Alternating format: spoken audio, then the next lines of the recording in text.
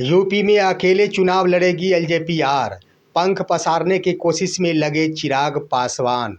दोस्तों नमस्कार, मैं हूं आपका दोस्त स्केच चौधरी। एक बड़ी खबर से रूबरू करा दूं दोस्तों कि एलजेपीआर सुप्रीमो यानी चिराग पासवान पंख पसारने की कोशिश में लग गए हैं। सबसे बड़ी बात ये दोस्तों कि वर्ष 2027 में होने वाले यूपी विधानसभा चुनाव में एलजेपीआर के स्तर से सभी विधानसभा सीटों पर अपने उम्मीदवार उतारे जाएंगे और इसकी पुष्टि यह बयान यूपी प्रदेश अध्यक्ष के तरफ से आ गया है। दोस्तों आइए दोस्तों आज के इस वीडियो में बताते हैं कि आखिर क्यों एलजेपीआर के स्तर से अकेले चुनाव लड़ने की रणनीति बनाई गई है, आखिर इसका क्या असर पड़ेगा बीजेपी के ऊपर। आइए आज के इस वीडियो में इस पर हम विस्तार पूर्वक चर्चा करते हैं। लेकिन दोस्तों एक छोटी सी अपील कि अगर आप मेरे इस चैनल को सब्सक्राइब नहीं किए होंगे कृपया सब्सक्राइब जरूर कर लेंगे।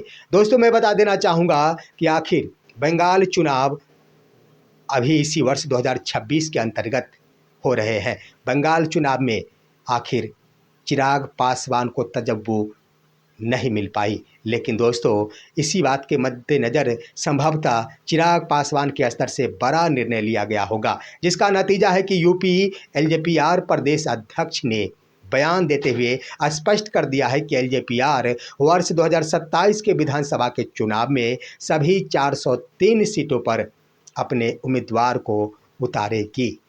अब यहाँ पर सोचने वाली बात यह है कि आखिर क्यों ऐसा कदम उठाया गया है।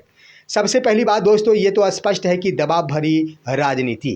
पहली बात, दबाव भरी राजनीति इसलिए कि चिराग पासवान की मंशा ये थी कि बंगाल चुनाव में अहम भूमिका निभाने के लिए आखिर चिराग पासवान के ऊपर दायित्व तो बीजेपी के स्तर से सौंपा जाना चाहिए था, लेकिन यह दायित्व तो आखिर नहीं सौंपा गया, जिसको लेकर चिराग पासवान के मन में अंदेशा इस बात की भी सता रही है कि आने वाले विधानसभा चुनाव यूपी में मौका बीजेपी के स्तर से मुझे मिल सकेगा या फिर नहीं मिल सकेगा।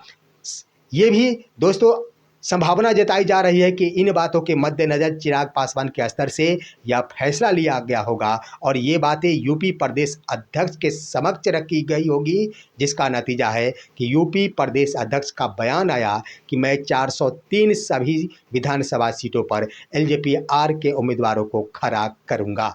अब आइए दूसरे बिंदु पर चर्चा करते हैं कि क्या बीजेपी के स्तर से यानी अमित शाह और नरेंद्र मोदी के निर्देश के आलोक में ही तो कहीं चिराग पासवान अपने उम्मीदवारों को खड़े नहीं करने जा रहे। इन संभावनाओं से भी इनकार नहीं किया जा सकता दोस्तों। वो कैसे दोस्तों? सबसे पहली बात यह है कि आखिर यूपी में एससी मतदाताओं, गौर करेंगे दोस्तों, अनुसूचित जात के जो भी मतदाता है उसे रिझाने के लिए बीजेपी के स्तर से चिराग पासवान का प्रयोग करने की कोशिश होगी, क्योंकि वहां आप देखेंगे तो मायावती का सेंधमारी करने में अपनी भूमिका निभाएंगे चिराग पासवान। अधिकांशतः दोस्तों मायावती के वोटर्स आखिर एससी समाज के लोग काफ़ी ज़ोरों शोर से समर्थन करते हैं मायावती का, जिसका नतीजा है कि मायावती के वोटों में बिखराव हो। इसके लिए बीजेपी को उपाय सूझा है कि चिराग पासवान को ही क्यों नहीं बंगाल चुनाव में अकेले उतार दिया जाए, ताकि सिर्फ उन एससी वोटर्स का वोट ही उनके खेमे में जा सके। अब आइए दोस्तों ये भी संभावनाएं हो सकती है, लेकिन उससे पहले आइए उन संभावनाओं पर हम बात करेंगे। अब आइए चंद्रशेखर आज़ाद पार्टी के सांसद व राष्ट्रीय अध्यक्ष चंद्रशेखर आज़ाद के बारे में।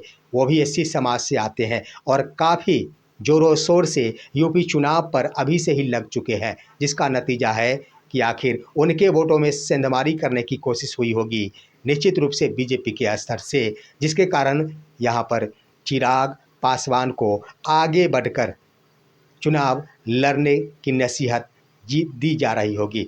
लेकिन इन सवालों के जवाब के अंत में ये भी जवाब आ जाता है दोस्तों कि अगर एससी वोटर्स में सेंधमारी कराने के उद्देश्य से चिराग पासवान को अकेले चुनाव में कूदने की नसीहत दी जाती है, तो क्यों नहीं बीजेपी अपने एलियांस के तहत यानी गठबंधन के तहत यूपी में चिराग पासवान को कुछ सीटें दे दे, ताकि वोट इधर उधर ना भटके और एनडीए के खेमे में चली जाए।